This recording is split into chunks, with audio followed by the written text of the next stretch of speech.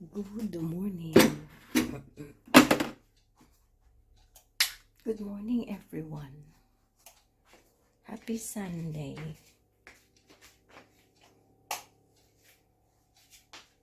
Okay, so charge ano ko guys.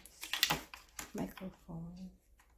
It should be fully charged. Yeah. Okay. Then, close ang store natin today. Kasi Sunday. Pero, minsan, minute. Hello guys. Good morning. Ayan. So, ilak ko lang guys yung door kasi pumapasok ang init. We can turn on our light and we can see our Christmas tree. Daddy has to put the star on the tree.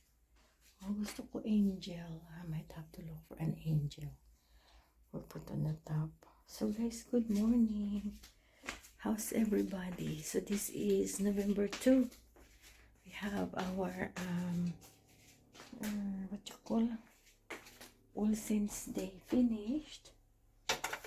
Ayan, tapos na guys ang All Saints Day. So I will just clean up a little bit and aalis kami guys. Pupunta kami sa masahe. Magpamasahe kami. So ang gawin ko is dadalhin ko yung mga neighbors. Mag-asawa sila. Tapos magpamasahe kami. Ako na lang yung magbayad. I-treat ko na lang sa kanila yan. Kasi para makapagpamasahe din sila. So for now, maglinis muna tayo. Ngayon, alam yung pagkain na ko guys. And then I can take my tablet.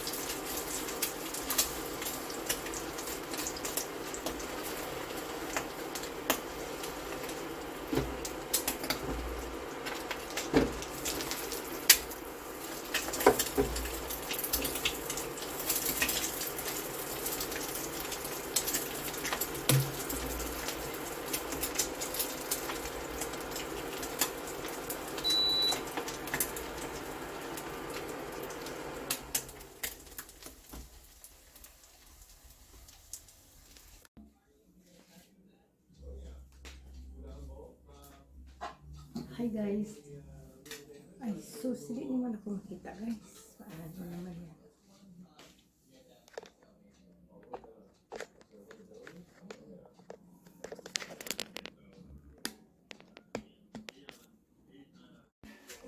Good morning everybody. How's everybody today? Morning guys. Good morning everyone. Today is Monday, but no class. Class is suspended because of the storm coming. Yeah, it's a really strong one, so everybody advised to stay put and don't go anywhere until I think it will unfold on Tuesday. We are not really sure, but preparation is the key. Something try and get everybody prepare. So I'm cooking breakfast. I've already started cooking breakfast.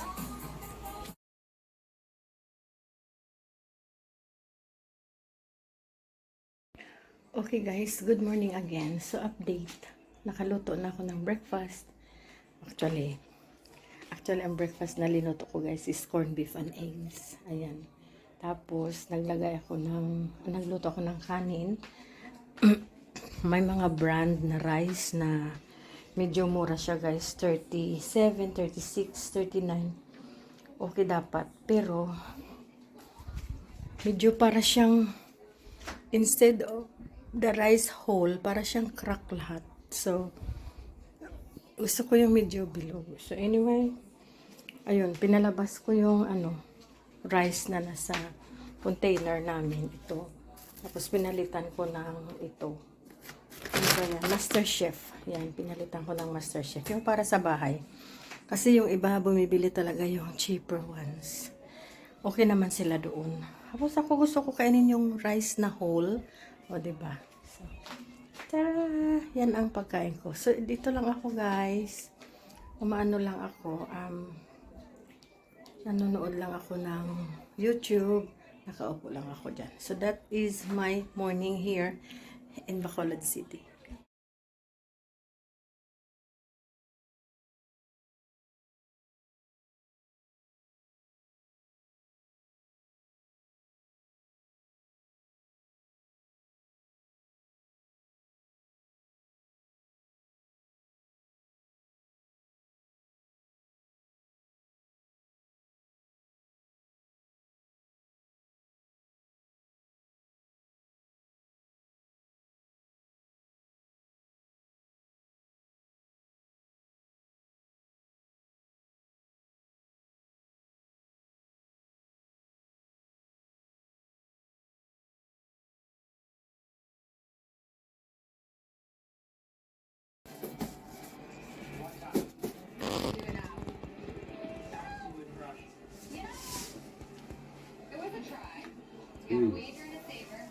Sige.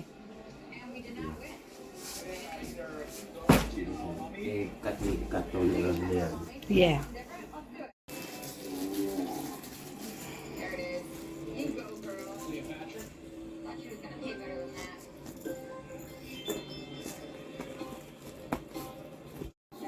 Okay guys, we're just trying to adjust what it's gonna look like, but we're gonna try our best to actually do that.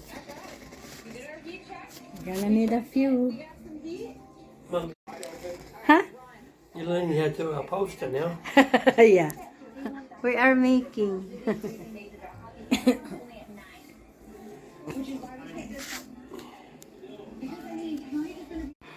So, try ta sa ano.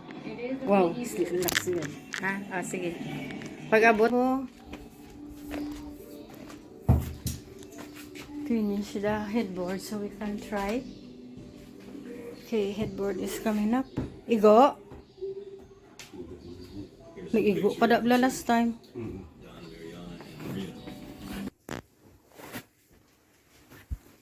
Yeah.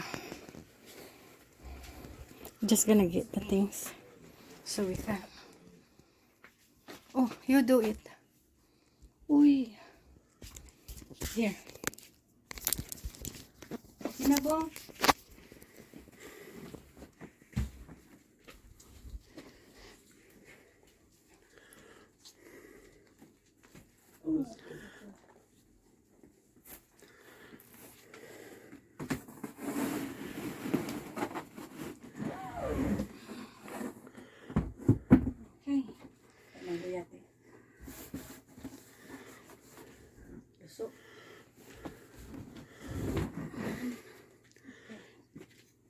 So, ano ang plano? Sino ka magdikit-dikit? Butang pasapan. No more nail. That's good. So, No more nails. Stick to the headboard. that board stand up by itself. Yes. So guys, ito na yung headboard na ginawa namin ni Bubu. Ito na guys, tinanggal ko yung tape kasi kumakapit na siya sa wall. Gumamit kami ng glue para na hindi siya matumba. So ayan na siya. Yan ang homemade natin na headboard. DIY. Kami lang ang gumawa niyan guys. Super ganda. Very sleek siya. Better pag kung naghaba-haba siya kaunti pero hindi na natin kailangan. Pwede na yan siguro. So ayan. Right. Okay. Yan guys. Ang ating headboard na maganda. Dapat may ganito pa rin tayo dito. Lagyan ko ng panel yata. Isa pa. Pwede pa ako maglagay dyan isang panel sa taas. I-ano lang natin clip para mataas talaga siya. I'm not really sure. No? Thank you for watching. Bye bye now.